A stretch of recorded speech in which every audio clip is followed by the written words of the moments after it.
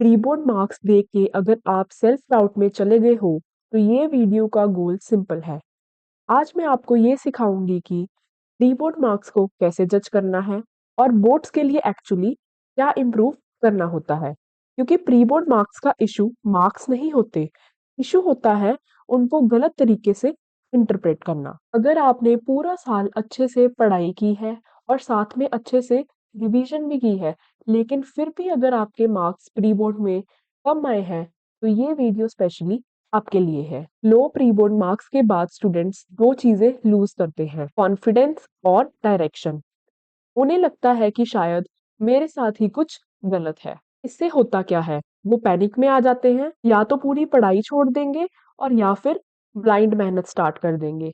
Blind मेहनत का मतलब है कि बिना सोचे शुरू से सिलेबस को दोबारा स्टार्ट कर देना। बोर्ड्स में प्रॉब्लम सिलेबस की नहीं होती, बोर्ड्स में जो प्रॉब्लम होती है वो होती है एग्जाम एग्जीक्यूशन की।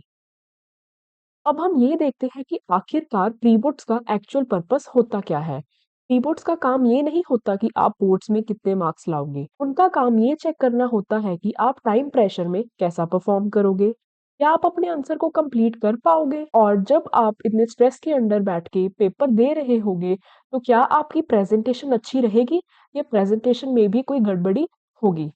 इसलिए कम मार्क्स का मतलब ये नहीं होता कि आपका बेस ही खराब है, यानी कि स्टूडेंट ही वीक है।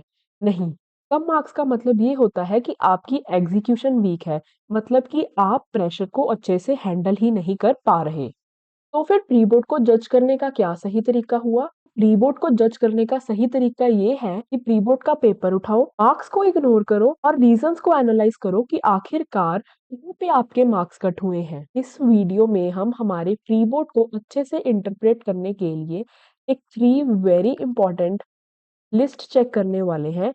ये 3 चेक पॉइंट्स होंगे जिनकी हेल्प से आप अपने पेपर को बहुत अच्छे से डिटेल में एनालाइज कर सकते हो और फाइनली अपने बोर्ड्स के स्कोर को और भी ज्यादा इंप्रूव कर सकते हो। तो सबसे पहला चेक पॉइंट है आंसर कंप्लीटनेस, मतलब कि क्या आप अपने पेपर में पूरा क्वेश्चन कंप्लीट कर पाए या फिर बीच में आधे अधूरे छूट गए। कोई हेडिंग तो नहीं मिस कर दी, ऐसा तो नहीं हुआ कि आप कोई एग्जाम्पल ही नहीं लिख के आए या फिर आपने अपने आंसर्स में कोई प्रॉपर कंक्लूजन ही नहीं लिखा। उसके बाद सेकंड चेक पॉइंट है टाइम मैनेजमेंट। इसके बाद आपको ये देखना है कि क्या आपके मार्क्स इसीलिए तो नहीं कम आए कि आप पेपर को टाइम से कंप्लीट ही नहीं कर पाए। तो टाइम का डैमेज कहाँ हुआ है ये आपको अच्छे से एनालाइज करना है। कौन सा सेक्शन आपने जल्दी में किया, कौन से क्वेश्चंस आपके छूट गए। कहीं ऐसा तो नहीं हुआ कि आप पूरा का पूरा सेक्शन या फिर कोई क्वेश्चन ही छोड़ आए क्योंकि आपसे टाइम मैनेज ही नहीं हुआ और एट द एंड आपके पास टाइम ही नहीं बचा था कि आप उस क्वेश्चन को या उस सेक्शन को अटेम्प्ट कर पाओ। और इसके साथ हम बढ़ते हैं हमारे थर्ड चेक पॉइंट की तरफ, विच इज टीचर रिमार्क्स। मतलब कि टीचर ने जो आपको रिमार्क्स दिए हैं पेपर के ऊपर, वो क्या कह रहे हैं। क्या टीचर ने आपके किसी क्वेश्चन में लिखा है एक्सप्लेन मोर या इम्प्रूव स्ट्रक्चर या प्रेजेंटेशन वीक। क्योंकि जो टीचर के रिमार्क्स होते हैं वो ज्यादा इंपॉर्टेंट होते हैं आपके एक्चुअल मार्क्स से। क्योंकि टीचर ने जो रिमार्क्स दिए होते हैं ना, वो आपके बोर्ड्स का रोड मैप होते हैं।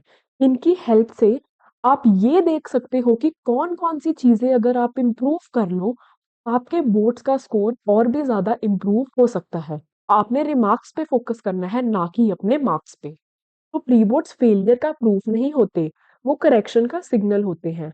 अगर आप मार्क्स पे नहीं लेकिन मार्क्स कम आने के रीजन पे काम करोगे, तो बोर्ड्स का रिजल्ट बिल्कुल ही अलग होगा। अगर वीडियो हेल्पफुल लगी हो तो लाइक जरूर करना, अपने फ्रेंड्स के साथ ज्यादा से ज्यादा शेयर करना और ऐसे ही हेल्पफुल टिप्स एंड ट्रिक्स के लिए चैनल कॉमर्स विद नव को सब्सक्राइब करना मत भूलना। मिलते हैं नेक्स्ट वीडियो में, तब तक के लिए कीप लर्निंग कीप ग्रोइंग।